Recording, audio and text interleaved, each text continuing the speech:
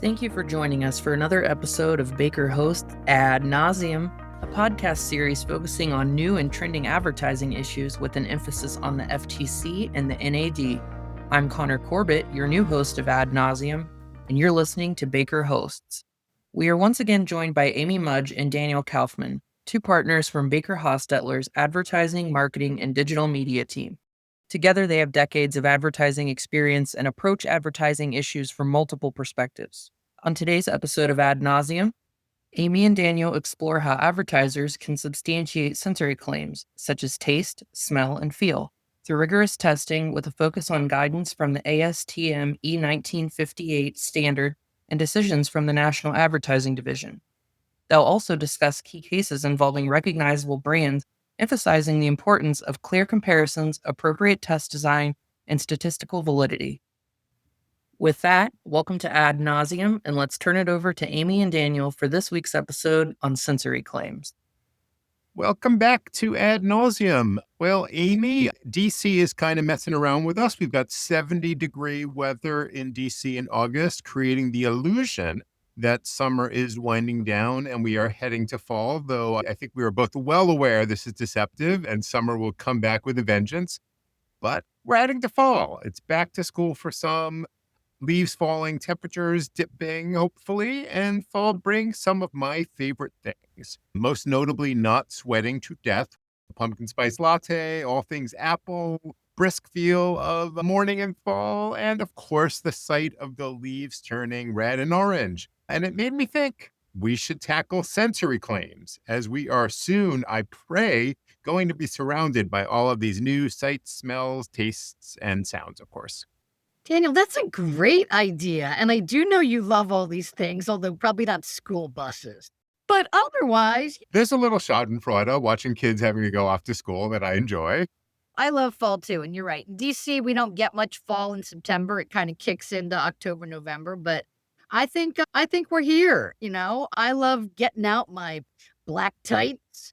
Don't like putting my sandals away, but fall is on the horizon. And I love sensory claims. And what's really great is if we talk about this, we're going to really focus on NAD because that's where we get the body of law that we turn to most frequently in terms of how to support sensory claims, feel, taste, touch, smell claims. But you know what, Daniel, if we are going to really talk about fall, I cannot think about fall without thinking about Halloween. And, when I was little, the store-bought costumes were so crappy. They were like these lawn bags with those little thin face masks with the strap across the back that broke. So, we had to really get started early on our costumes because we had to make them. So what was your favorite? So, look, I had two favorites when I was a kid, and I think I have photographic evidence of both. One was going as Luke Skywalker. Oh, I had a lightsaber made out of tinfoil, so that was pretty exciting. I was dressed in all white because I think that's what he wore on Tatooine. Randy can verify that. But no, the best I ever did, and I've got evidence of this, is a great picture of me and my mom, and I am dressed as Paul Stanley from Kiss with star makeup on my eye. It is the coolest. did you have the boots? You, like, as a little kid, were you rocking the heels? Yeah, we didn't go that far on Halloween. I was lucky enough to be able to finance the makeup for my putting the black star on my eye. You're giving me Mark Hamill vibes. I will not be able to forget that. So mine was definitely, I know the date. I don't know if I have photographic evidence. If I do, it's probably as a very faded Polaroid. All right. It was the bicentennial, and my mom painted sheets silver, and she made me a paper mache torch, and I was the Statue of Liberty. And my little brother, because we love a family theme costume, was Uncle Sam, or he was so little, he called himself Hunkle Sam. Oh, Yes, yes. And I carried on that tradition when my kids were little, and we dressed in a family theme. And my oldest daughter loved Disney princesses. So one year we did Aladdin. We dressed around her. I was the genie. My husband, Will, was Jafar. Annabelle, my daughter, was, of course, Jasmine. And then Emmett, my son, was the monkey. And my mom, who is the costume maker extraordinaire, made her own magic carpet costume, which is really the pièce de résistance of the whole thing. okay, that is pretty impressive. But speaking of taste, what about your favorite Halloween candy? For me, I need a direct sugar delivery system. So I'm all about Smarties or Nerds. And I will say, I have definitely horrified some people because I love me some candy corn. And I know that is a very controversial take. I have no words, Dan. I know it's a podcast and I must have words. That all I can say is you truly love sugar if candy corn is on your list. It's interesting, not chocolate. And I'm a not chocolate person either. I would trade in all my chocolate to get the Mike and Ike's or the Dots. That was, or I will, in your vein of Smarties, the most joyful candy was the pixie stick. If I saw any of those, that was delightful. Oh my God. Okay, Amy, before I start focusing a little bit too much on sugar, let us get back to the topic at hand, sensory claims. Now, for this, we need to start with the ASTM Standard Guide for Sensory Claim Substantiation E1958. This lays out things like testing protocols and processes that are reliable for supporting sensory claims, including parity and superiority claims, with details on sample size, data collection, framing of questions, and statistical analyses. Indeed, that is the definitive source document to turn to anytime you are designing research to support a sensory claim. And it's kind of nice that we have that because not everything in advertising law has a little manual. But, before we dive into some of what's required, let's talk for a bit about when you actually need such support because a full on consumer sensory test doing a blind comparison of two products and whether one is softer than the other or what smells better. It's a lot of work and a lot of expense. And a lot of times our clients tell us, look, we only want to show somebody picking a product over the other. We don't want to make specific claims like 9 out of 10 consumers think our product is beefier than theirs. How can we do that? Well, and that is the rub, of course. NAD has been pretty consistent in saying if you show something that says or implies that consumers find your product superior based on a sensory attribute, chances are good you are going to need rigorous support to back up that this conclusion is typical. Yoplait did a national taste test comparing its Greek blueberry yogurt to Chobani's and found that 2/3 of people preferred Yoplait. We'll come back to this test in a minute, but the campaign included a user-generated content invitation on social media also, inviting people to try Yoplait Greek compared to their favorite yogurt and post about it with the hashtag TasteOff and Yoplait Greek. These posts were displayed next to the taste test claims, and NAD said the presentation was too broad and suggested there was taste preference evidence across the full line of products, not just the blueberry. And NAD recommended that Yoplait separate its taste preference claims from those UGC posts. Yeah, similarly, there was a case involving claims that Miller Lite had more taste. A lot of these cases do involve taste claims, but the basic idea applies whether it's touch, whether it's smell, or taste. But in this case, NAD found the testing supporting this claim was good. But then there were digital ads showing consumers participating in a blind taste test with people saying things like, I chose Miller Lite. It was a better beer. But NAD said the test itself focused on consumers choosing which beer they thought had more taste. That didn't ask questions about which did they prefer, which did they think tasted better, one over the other. So basically, NAD said that these internet ads purporting to show a taste preference had to be discontinued because the evidence that Miller had just didn't fit with that. Interesting. Now, going back to the Yoplait case we were talking about before we talk about test design, I think it's important that NAD does not require an advertiser to test the most similar products. In the yogurt case, Yoplait tested its blended blueberry yogurt with Chobani's fruit on the bottom yogurt. Chobani said that was not fair, and they should have tested the Chobani blended Greek yogurt.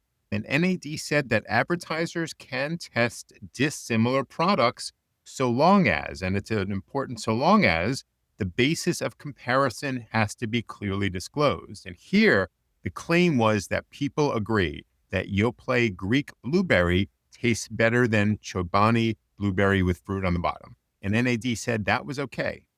Yeah, absolutely. And that's the rub, though, that making sure that basis of comparison is really clear. So you don't have to do a pure apples to apples test. But if you don't, and you're doing what sometimes we'll call the apples to orange test, that is going to have to be super clearly presented. I don't think I've seen it presented as clearly as that Greek yogurt one. There was an earlier case involving taste preference claims for lasagna, where the claim was that one lasagna was preferred over the leading meat lasagna. And NAD found that's literally true. That was the product that was tested, the number one in the market leading meat lasagna. But NAD said consumers wouldn't necessarily know what brand this is, let alone what product in that lasagna line was the number one. So here found that iteration of the claim was too broad and the comparison was not clearly laid out. We hear a lot that companies are nervous to name a specific competitor and a specific competitor's product in their advertising. But honestly, this is going to be far less risky when you're trying to be clear about exactly what you are comparing.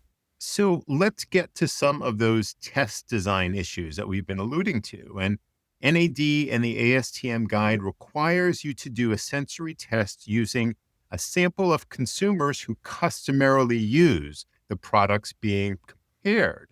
And this is, of course, going to be different from consumer perception tests, where you can test the target buying audience. For sensory tests, it's about what people who use or likely would use the product. Yeah, and one NAD case I come back to a lot for instruction is the Mailto meal or mom cereal case. And there they were doing another taste preference test. It was for multiple cereals, testing chocolate, a fruity, a honey and oats. And so it was a lot of taste testing to get that many products in. But they had cereal eaters in their test ages 30 to 60.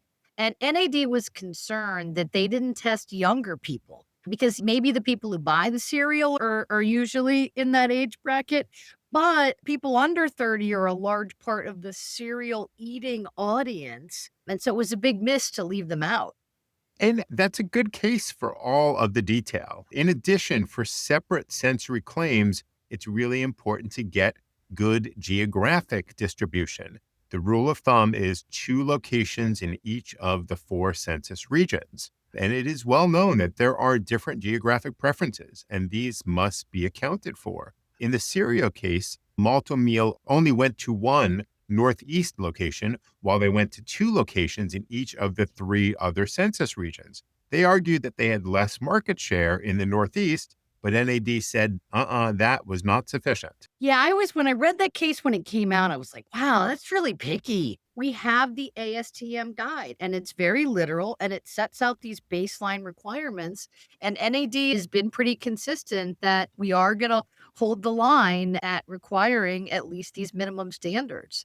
And how the test is set up is really something that advertisers need to think very carefully through. Who are you going to test and where are you going to do the testing is important. But there are lots of other ways to err along the way. And good protocols will always make sure that the test is double blinded. In other words, the people who are testing the product don't know which product is which, and the people who are leading the testing don't know. Sometimes this is really hard because the products physically look different, but you got to give it your best shot at double blinding.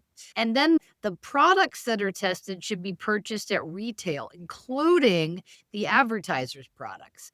So if you buy a competitor product at retail, but you pull your product from the manufacturing line, yours might be fresher. And so you should always test products with similar shelf life that are purchased in that test market. And then if somehow preparation is involved, you've got to cook food, you got to mix hair dye, something along those lines. Both products should be prepared according to the product instructions. And then the product should be presented in the same way. And if it's a taste test, participants should cleanse their palate prior to tasting each product. And then, of course, all of the results should be subject to statistical analysis and produce statistically significant results. And Amy, your talk about items being pulled from the manufacturing line just makes me want to get some candy corn fresh. You could have all of it, Dan. All of it is yours. But look, other important choices are how the questions are framed. There should always be a no preference answer choice. The ASTM guide has detailed instructions for how these no preference answers are to be handled when you tabulate the results. You want to make sure the questions you ask match the claim that you want. If you want a preferred claim, this should be something consumers are specifically asked about. Yeah, I think the biggest takeaway today is that comparative sensory claims, they're hard and they need to be based on rigorous testing that is well designed. And the good news is that there is an established roadmap with the ASTM 1958 guide. There's also a really good body of case law at the NAD that really do touch upon almost any way that a test can go awry. So really good to go back and do some searches if you want to understand how NAD has looked at feel claims, pain claims, or of course, taste claims. And it's also really important that you make sure you're working with a testing facility that has experience in claim substantiation and just that they know what they're doing and they're going to be good partners. But it's also important that is no substitute for having advertising lawyers involved early in the design of the testing, in the execution of the test, and then, of course, in the aftermath, reviewing the results and reviewing the ad copy with how those results are presented. Amy, this was such a nice, refreshing break from focusing on FTC developments. And of course, a really good reminder of how much is found in the NAD body of precedent. We, of course, hope to see you all at the NAD Ad Conference coming up in September in DC as well. And thank you so much for joining us on Ad Nauseam. Thank you, Amy and Daniel. If you have any questions for Amy or Daniel, their contact information is in the show notes. For more information on the latest developments in ad law, visit our Adventures in Law blog at www.adventures-in-law.com. And check out all Ad Nauseam episodes by subscribing to Baker Hosts wherever you get your podcasts. As always, thanks for listening to Baker Hosts. Comments heard on Baker Hosts are for informational purposes and should not be construed as legal advice regarding any specific facts or circumstances. Listeners should not act upon the information provided on Baker Hosts without first consulting with a lawyer directly. The opinions expressed on Baker Hosts are those of participants appearing on the program and do not necessarily reflect those of the firm. For more information about our practices and experience, please visit bakerlaw.com.